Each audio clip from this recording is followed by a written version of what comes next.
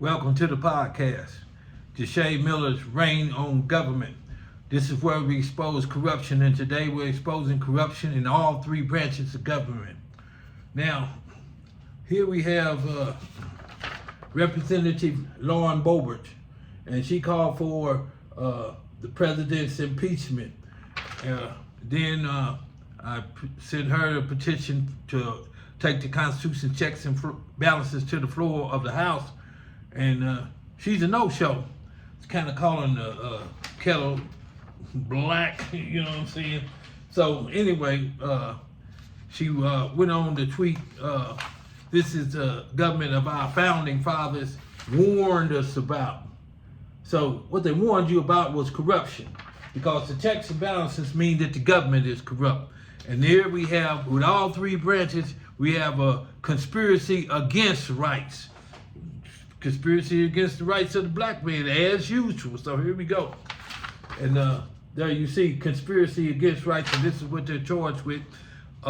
If two or more persons go in disguise on the highway or on the premises of another with the intent to prevent or hinder his free exercise or enjoyment of any right or privilege so secured, they shall be fined under this title or imprisoned not more than 10 years. So, as I said, the Constitution checks and balances holds them accountable. So now they don't want to honor the Constitution checks and balances. And as I said, we'll start with the Speaker of the House, Kevin McCarthy. And Kevin McCarthy has sent now notice now, I said conspiracy, because everyone I'm going to show you is refusing to honor the Constitution checks and balances, which they are obligatory both morally and by law. This is what upholds the integrity of the Constitution. And here is one to Kevin McCarthy, Speaker of the House, which reference to call a press conference tomorrow, Friday, May the 5th, 2023. May, this is July. You get me? He already passed that. He already in violation, concealing the checks and balances. He ain't told nobody. That's conspiracy against rights title. Those are criminal acts for the Speaker of the House, Kevin McCarthy. He's caught. An official order mandate the judicial branch be checked for corruption, as well as the Treasury disburse $200 million of the $6.75 billion owed to stop continued oppression. The checks and balances stop corruption. Mighty funny they ain't took no action on that. And no, they took oath of office. You see the United States Attorney General Merrick Garland, and with his hands up, which taking oath of office, which he had to say, I do solemnly swear or affirm that as an attorney and as a counselor of this court, I will conduct myself uprightly and according to law, and that I will support the Constitution of the United States. That's what he was saying when he had his hands up, but all of a sudden he put to the test. And there you have it. Message to the United States Department of Justice, United States Attorney General Merrick Garland. You evaded the Constitution checks and balances, of which I just showed you. So this is a matter of exceptional gravity. This is major. This means the entire branch of government is corrupt, and he ain't done nothing. And his actions are against the rule of law, which is a mission statement to uphold the rule of law and protect civil rights. That's breach of oath, requires termination of tenure of office right now. He got to go. I'm just saying, that's the law. And he's the chief law officer, and I said all three branches. Now, if he's corrupt, then it's a trickle-down theory last time I checked. So there you have the Deputy United States Attorney General, Lisa Monaco. And she got hers too, as you see, addressed to her. I'm the petitioner of the Constitution checks and balances, which empowers the citizens. Because now it's a showdown. This is an event where I proved this before a candid world. Because they didn't do it, so the Constitution got to be upheld. So the framers of the Constitution empowered the citizens. Here I go. I'm him. So government is corrupt, including the United States Attorney General Merrick Garland concealing the checks and balances which are mandatory by law. And then she turned around and did the same thing. This is Major calling an immediate press conference for the checks and balances which were mandatory by law. See, I'm bringing this to the House. Open up the doors and let everybody see. You know what I'm saying? And you cannot run a corrupt government when the Constitution requires the judicial branch be checked for abuse of power. Now, once again, this is another one to Lisa Monaco. You will petition to go public concerning the Constitution checks and balances which uphold the integrity of the Constitution of the United States. This is Major, and you fail to honor being an essential part of the Constitution, absolutely necessary to stop corruption. No, those are corrupt officials. And here is the mission statement, once again showing further evidence and proof. The mission of the Department of Justice is to uphold the rule of law, to keep our country safe, and protect civil rights. Well, I guess they ain't protecting the rights of a black man because imposed slavery, that's prohibited by the 13th Amendment, which abolished slavery. So back to, your boy, United States Attorney General Merrick Garland, scheduled a meeting in Washington, D.C., March 22nd, 2023, to address President Biden breaking the law pursuant to Article 2, Section 3, to take care of the laws are faithfully executed. Now, there is no options. It's just the checks and balances are an essential part of the Constitution, meaning absolutely necessary. The checks and balances are an official order mandate that they be checked, and they refuse to be checked. That's in defiance of the Constitution. That's concealment. These are criminals. Yeah. Title 18, Section 241, conspiracy against rights and oppress. What I said, corruption, money, and power. Oh, and if you didn't know, the power is transferred to the citizen, and supposed to be an event where I proved this before a candid world, and that's what they're running from. That's what they're concealing. Even more, the checks and balances hold them accountable. And in 10 years, what I was telling you about, they gotta get that. So here we go once again. You have Jeffrey Ragsdale, Counsel, Office of Professional Responsibility. Jeffrey Ragsdale, Office of Responsibility role is responsible for ensuring compliance. And he's letting alone the FBI and everybody else run loose. See, that's a violation morally, as I hit you with the one and then, if you won't hit me again, that's the trying, here we go. Put loyalty to the highest moral principles and the country above loyalty to the government, persons, party, or department.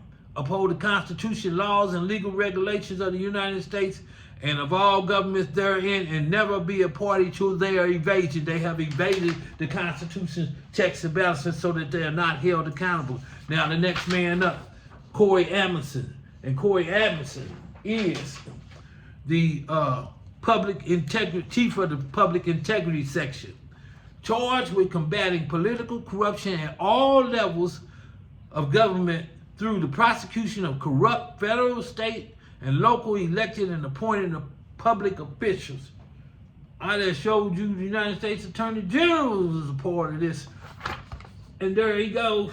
And he ain't, the entire judicial branch is corrupt. When the United States Supreme Court is corrupt, the entire branch is corrupt. In the appellate court system, you go into the United States Supreme Court, they corrupt. The entire branch of government is corrupt.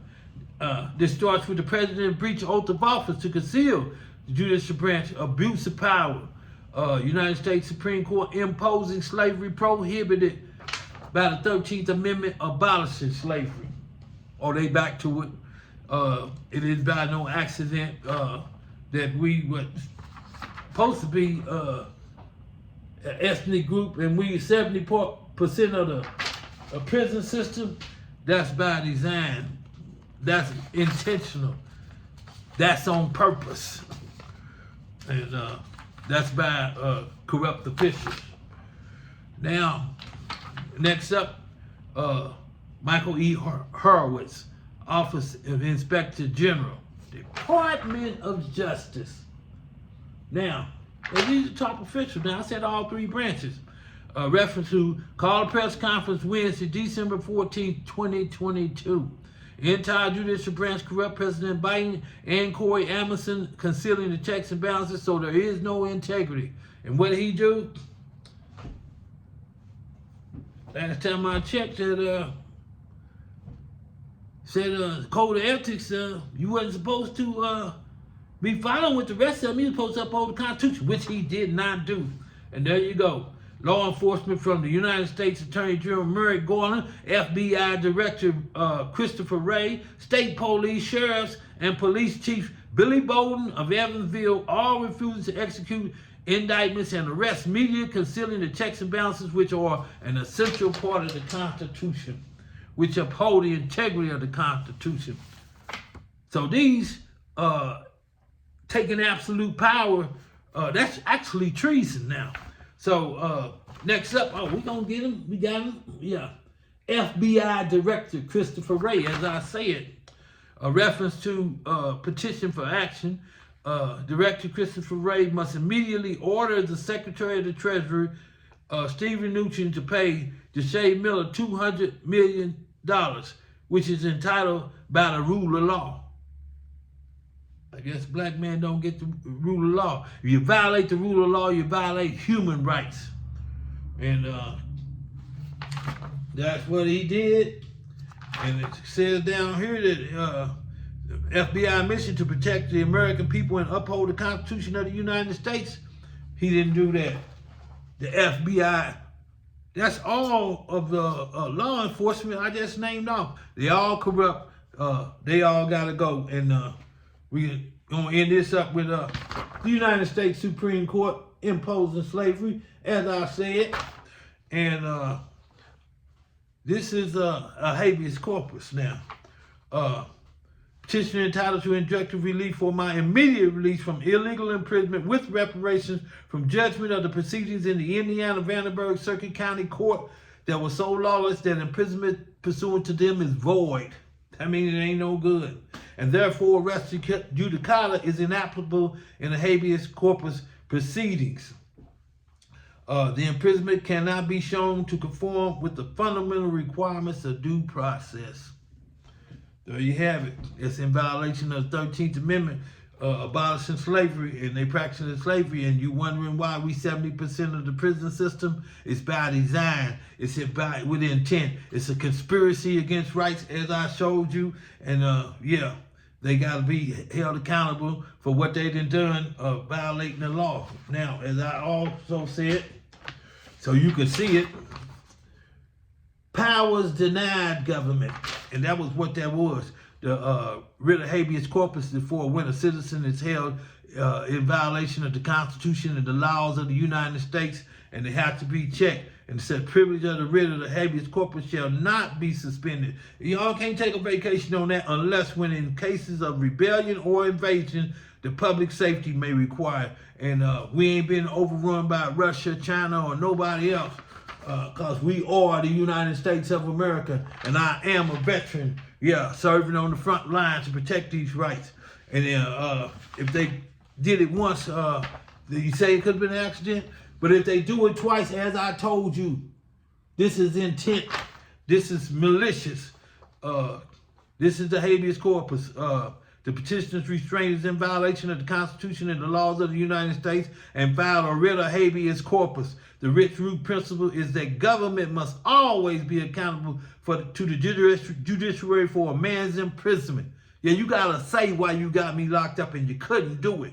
Okay, so the judiciary is the judges, the United States Supreme Court judges. And as I said, there was a part of the corruption. And it's all coming out now.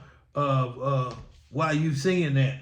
Now, not only that, but what they did, this was a statutory prohibition. The last part I'm gonna get to you, the 14th Amendment mandate that race discrimination be eliminated from all official acts and proceedings of the state is most compelling in the judicial system. The statutory prohibition on discrimination and selection of jurors, 18 United States Code Section 243, enacted pursuant to the 14th Amendment's enabling clause, makes race neutrality in jury selection a visible and inevitable measure of the judicial system's own commitment to the demands of the Constitution. The courts are under an affirmative duty to enforce the strong statutory and constitutional policies embodied in that prohibition. So now you have it. The United States Supreme Court, the President of the United States, Congress, law enforcement, all corrupt. I told you what it was. Keep tuned for the next episode.